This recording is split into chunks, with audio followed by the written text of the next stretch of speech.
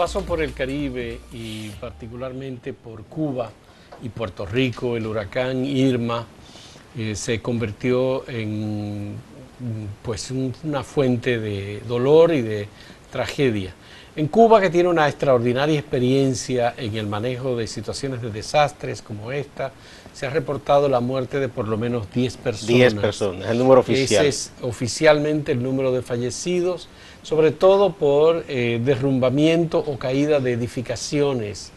Y hay un daño muy grande en la región o la zona norte de Cuba a la producción agrícola y particularmente la producción de plátanos. Es un dato importante, sobre todo conociendo las dificultades que tiene Cuba. El huracán pasó durante aproximadamente 2 días por Cuba, afectando muy seriamente las provincias como Matanzas, Santi Espíritu y también afectando parte de la ciudad de La Habana. Las inundaciones fueron muy poderosas, muy fuertes, pese a toda la previsión y a todos los trabajos de prevención realizado por las autoridades de Cuba y al control que se mantiene. Y a la organización social, que hay unos comités que operan rápido en Cuba. Sí, los comités de defensa de la revolución. No, y también de respuesta a desastres. Sí, pero al mismo tiempo son comités que funcionan, parece que a la vez. Y luego, con la entrada el sábado en la noche en los Cayos de la Florida y particularmente allá a territorio continental de Estados Unidos, en el estado de la Florida, lo que hemos tenido es verdaderamente desastroso.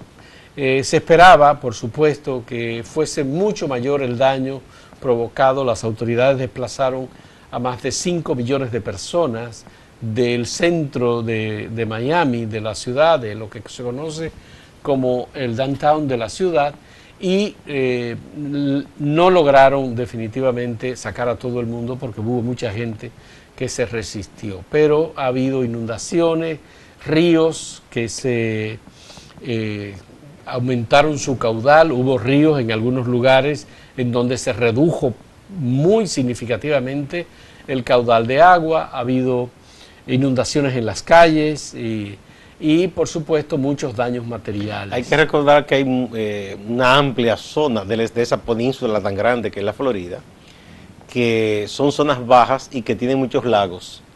Incluso hay condados, poblaciones construidas sobre lo que fueron anteriormente lagos. Estaban explicando eso los especialistas.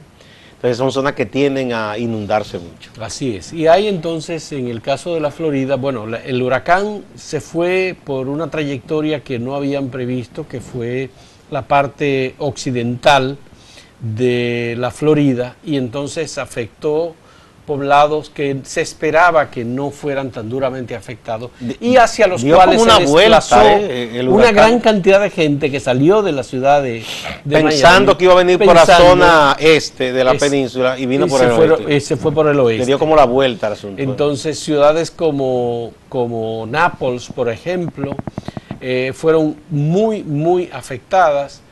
Fort Myers, por ejemplo, también muy afectado, y ahora están descubriendo que en los Cayos de la Florida, en donde hay algunos lugares paradisíacos, mansiones impresionantes, embarcaciones y yates de gente muy ricas, eso fue, bueno, destruido. La decisión de las autoridades es buscar ahora, casa por casa, a las personas que sobrevivieron al paso del huracán, porque definitivamente Irma se convirtió en un elemento de tragedia. Ahora, en este momento, no ha salido aún de la Florida, pero se ha convertido en una tormenta, bajó a la categoría 2 y luego bajó a la categoría 1, y como está dentro del territorio ya es probablemente... Ya inclusive perdió categoría de huracán. Perdió la categoría. Ahora no está como una depresión tropical. Bueno. Pero sigue generando lluvia, todavía hay muchas zonas inundadas, la marea está muy picada, muy irregular, y todo eso todavía genera consecuencias. En el caso de Cuba, lo que el gobierno ha dicho es que las cosechas que fueron dañadas van rápidamente en operativo para colectar los alimentos y que puedan ser usados para la población. Y los que no estaban listos para cosecharse, ¿no? serán dedicados a la alimentación del ganado y de los animales, ¿no? Para poder proveer de alimento a la población. Como Cuba es una especie, como dice el poema de Carbonell, es como un cocodrilo. Hay una parte en el norte que es como hacia arriba, como una totuma. Esa parte ahí fue muy, muy afectada. Y La Habana, bueno, fruto de las lluvias, las inundaciones. Obviamente estos países todos tienen ahora que disponer de recursos para reconstruir lo que haya que reconstruir y reparar, y para incluso con esas inyecciones generar empleo, porque hay gente que perdió su empleo. Ya los gobiernos, por ejemplo, de Francia y de Holanda, que son los propietarios de muchas de estas islas, en el caso de San Martín, la parte sur, Reino Unido también, y también Estados Unidos también, en San Martín la parte sur corresponde al Reino de Holanda, que ya ha dispuesto de inversión, y la parte norte de Francia, que también ha hecho lo propio. De hecho, Macron tiene pendiente un viaje a esas islas que fueron afectadas por este desastre. Bueno, el presidente de Estados Unidos declaró la Florida zona de desastre, lo que implica que Estados Unidos va a tener que dedicar muchos recursos a la recuperación de la Florida. En este momento hay millones de personas que están sin energía eléctrica, y como la mayor parte de la gente tiene, digamos, estufas, y la forma de cocer los alimentos o de hacer los alimentos en las viviendas es por la vía eléctrica, que es con estufas eléctricas que trabajan, pues esto representa un problema mayor, porque hay que suplir de alimentos a una gran cantidad de gente que incluso está incomunicada. No, imagínese usted que vive en una de esas torres y no hay ascensor, es un problema. Es un problema. Entonces es prioritario el restablecimiento de la energía eléctrica. Pero es millones y millones de personas que están sin energía eléctrica, y esto no solamente les limita en la fabricación de sus alimentos, sino también que les limita en su comunicación. No, la vida cotidiana normal está muy afectada en estos momentos en esas zonas que fueron impactadas por el huracán. Eso es así, o sea, centros de trabajo cerrados, escuelas, probablemente hay zonas en donde el transporte incluso no está haciendo su trabajo habitual, porque hay zonas todavía con escombros. Bueno, muchos árboles en las calles, muchas vías obstruidas. Los trolebuses, ese tipo de cosas, los tranvías se usan con electricidad, que tampoco podrán trabajar. Tú sabes que hay 12 grúas que estaban haciendo trabajos de construcción de grandes edificaciones en Miami, y no fue posible bajar las grúas antes del paso del huracán porque no había tiempo. Parece que se lleva más de 2 semanas bajar una grúa de las dimensiones de las grúas que se están, bueno, que... De esas que se elevan a los techos. Que se elevan, exactamente. Además son aparatos muy pesados. 2 de las grúas cayeron. Y eso, por supuesto, que dañó muy seriamente las edificaciones en las que estaban, y también parece que provocaron algún daño material. No hubo pérdida de vidas por suerte en estos casos, pero de todos modos es muy lamentable. Igual de lamentable, Gustavo, es que se produjeron saqueos en algunos establecimientos comerciales y apresamientos de jóvenes y personas que estaban dedicados a robar en residencias y en zonas comerciales que fueron cerradas. Y esto, por supuesto, es también un elemento de perturbación. Es un problema. En algunos lugares de comercio, quizás tú puedes decir, bueno, hay gente que se quedó sin comida y fue a buscarla como de lugar. No, pero en estos casos no se trata de esto. Se trata de tiendas de ropa. De electrodomésticos, o sea, que no te lleva con alimentos, porque el alimento tú podría entenderlo, si no justificarlo. Así es. Bueno, vamos a una pausa.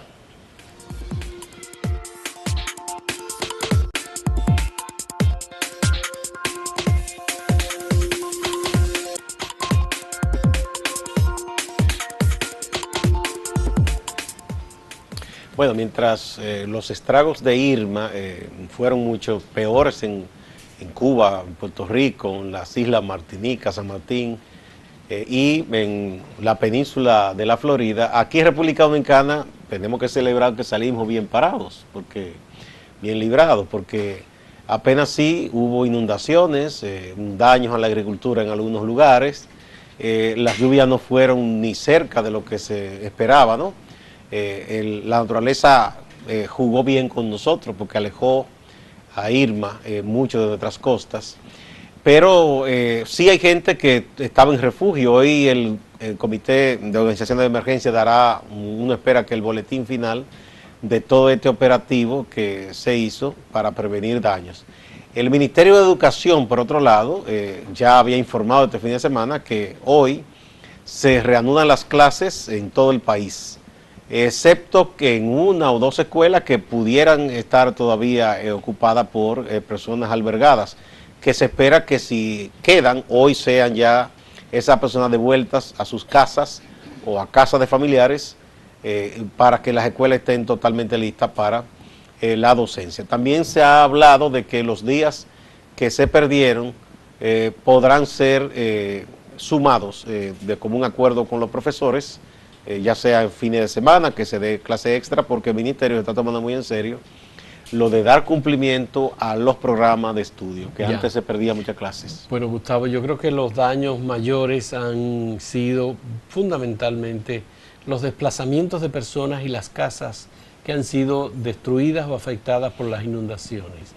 Hay muchas viviendas que fueron afectadas. Esto implica que obviamente necesitarán esas personas que vivían en esas casas apoyo de parte de las autoridades. Muchas comunidades resultaron también afectadas o incomunicadas, y lo peor ha sido la gran cantidad de acueductos que han sido dañados y que no están proporcionando agua potable a las personas a las que estaban destinados. La agricultura más adelante se sabrá, pero hubo zonas que se anegaron y eso quiere decir que esas cosechas se dañaron. Y luego está el tema de la agricultura. Se entiende que hay una gran cantidad de la cosecha de plátanos de República Dominicana, sobre todo por la fragilidad de las matas de plátano. Se doblan inmediatamente dependiendo de la fuerza de los vientos, y como hemos tenido vientos muy fuertes, obviamente el plátano, que es un producto comestible importante para la sociedad dominicana, también un producto de exportación de República Dominicana, sobre todo el banano, también resultaron afectados. Es decir que se calcula que hay un alto porcentaje, tal vez no llegue al 50%, pero la producción de banano y de plátano pudo ser en esos casos, Fausto, bastante afectado. Si el banano hay que esperar a ver qué nos dice o el plátano ya estaba a punto de cosecharse, aunque no estuviera totalmente listo, se puede aprovechar, e incluso eso impacta en principio porque si hay abundancia los precios descienden. Ahora, lo malo es cuando apenas está comenzando la planta a crecer, que ahí sí se hace mucho daño.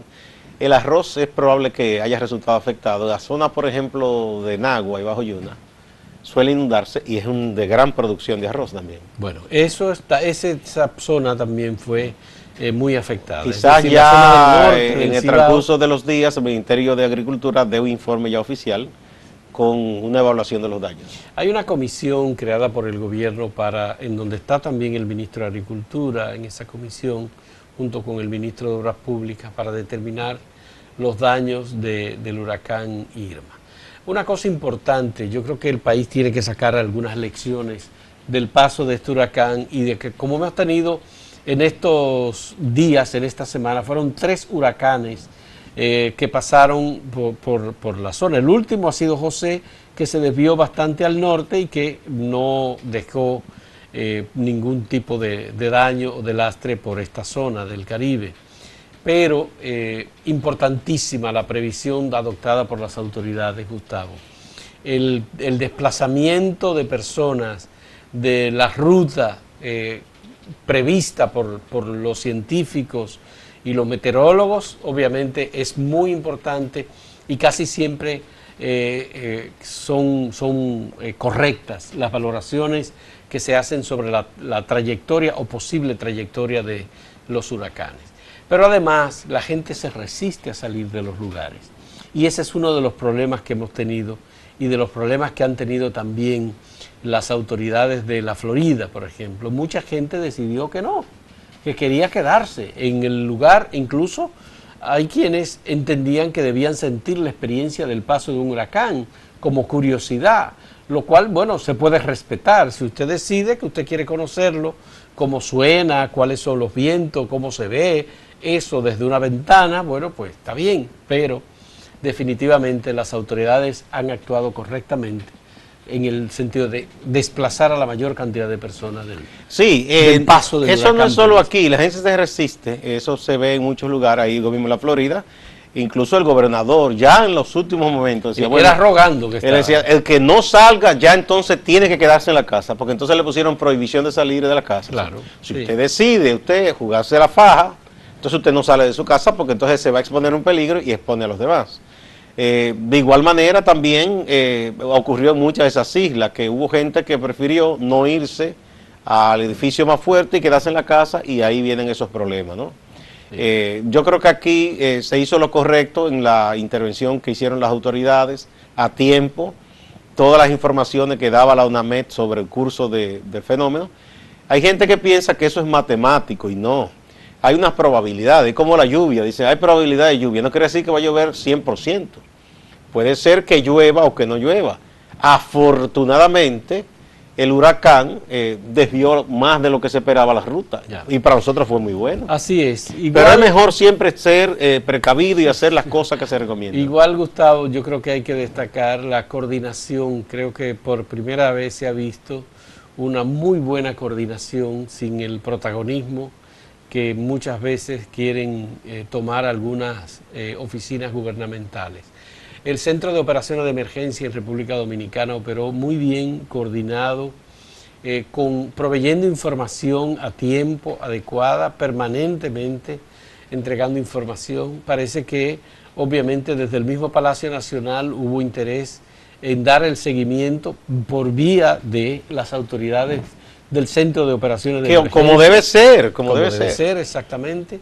Y no hubo ningún tipo de politización o de tratar de aprovechar estas circunstancias para sacar provecho. Bueno, ahora hay que trabajar. Eso hay que reconocerlo y es sumamente positivo. Así es. Y ojalá que en futuras situaciones haya una coordinación como la que ha habido. No, el país ha ido aprendiendo.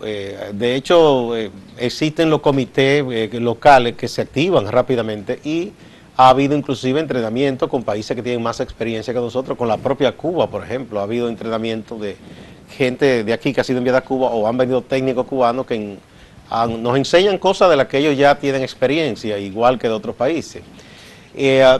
Todavía la temporada no ha pasado, o sea que tampoco se puede bajar la guardia. Uno espera que no venga otra tormenta, otro huracán que toque, ni siquiera, no República Dominicana, la zona de las islas, pero hay que seguir con las orientaciones hasta que concluya la temporada. Así es, hacemos una pausa.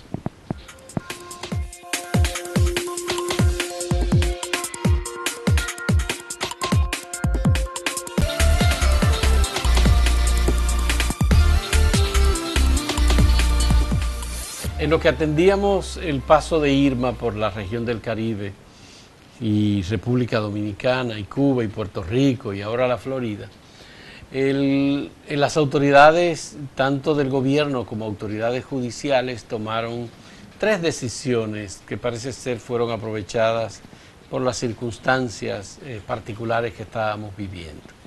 En primer lugar, el Ministerio de Industria y Comercio decidió aumentar 7 pesos al galón de gasolina el pasado viernes, en el momento de mayor atención sobre el paso del huracán por aquí, jueves y viernes.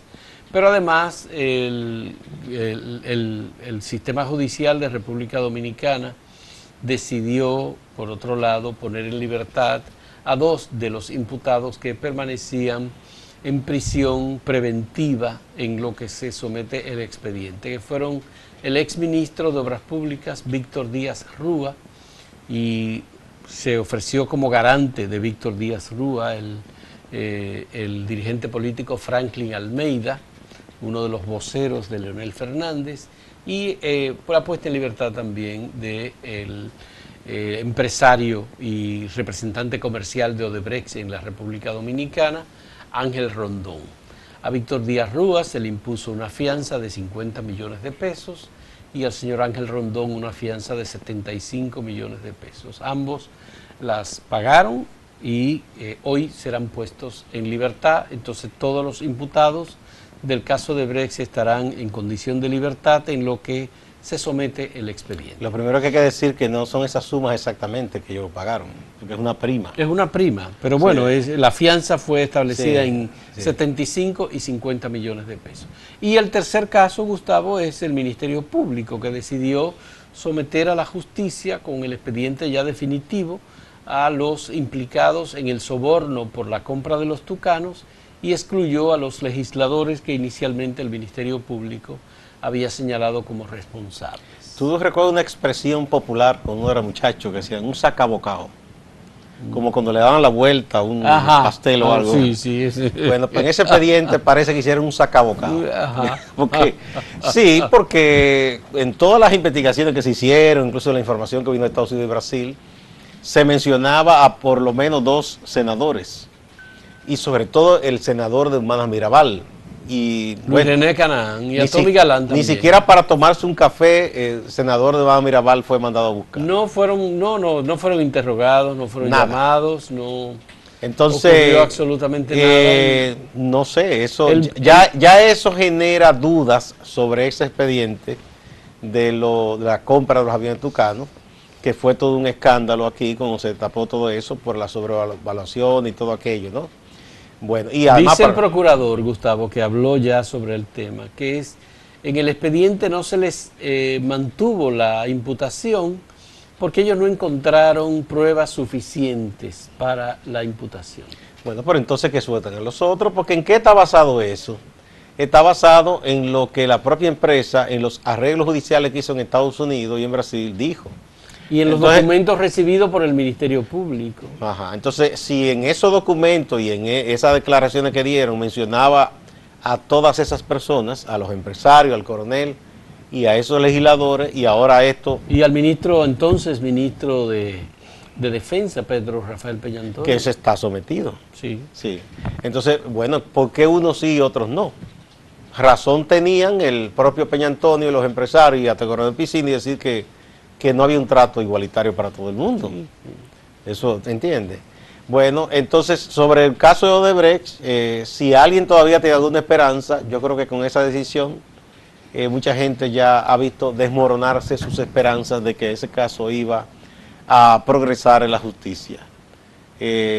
Mucha gente tiene serias dudas de que habrá un juicio de fondo incluso, no solo condenado, sino que habrá juicio de fondo en ese caso, bueno, por lo que uno está viendo. Sí, obviamente de parte del gobierno parece que no hay mucho interés en estos casos de corrupción. Cuando digo de parte del gobierno me refiero a que el Ministerio Público es de alguna manera el representante del gobierno en estos casos. Y el Ministerio Público o no hizo las diligencias que debía hacer o no profundizó como debía darse en este caso en la investigación. Ya antes, cuando Francisco Domínguez Brito era el Procurador General de la República, sí se hizo acuerdos y se recibieron documentos, tanto de parte de las autoridades de Brasil como de parte de las autoridades de Estados Unidos, y las acusaciones que se habían formulado para este caso estaban sustentadas en esa documentación. Las autoridades de Brasil entregaron los testimonios de quienes entregaron los fondos. Se habló de las personas que viajaron a Brasil a recibir el dinero, de las transferencias de cuentas que se hicieron. Se pagó 3.2 millones de dólares, que es lo que está como prueba en los documentos que existen de pago de sobornos. Se entiende que había otros pagos de sobornos adicionales, pero nada de eso el Ministerio Público lo descubrió o lo incluyó en el expediente. Lo cierto es que estamos en un momento de gran malestar en la sociedad dominicana a raíz de esas últimas decisiones que se han tomado, tanto en el caso del expediente Odebrecht como el caso del expediente de los aviones Super Tucano. La gente no se siente bien. Ayer se convocó una rueda de prensa del movimiento Marcha Verde y anunció que van a proceder con el sometimiento del presidente Danilo Medina.